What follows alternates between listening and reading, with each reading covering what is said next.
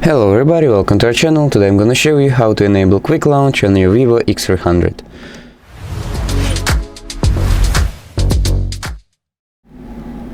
If you want to open your favorite apps or features faster, I'll show you how to enable quick launch on your VIVO X300.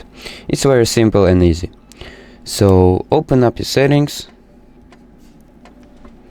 and go down to shortcuts and accessibility. And here you can see a quick action.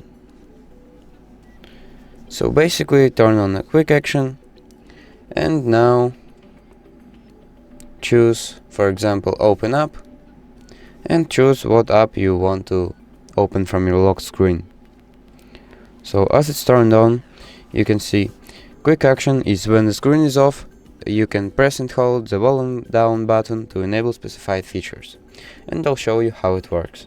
So I'm locking my screen right now and holding down the volume down button, and as you can see, I launched that app that I chose there in features. So basically that's how it works. So thank you for watching and subscribe for more.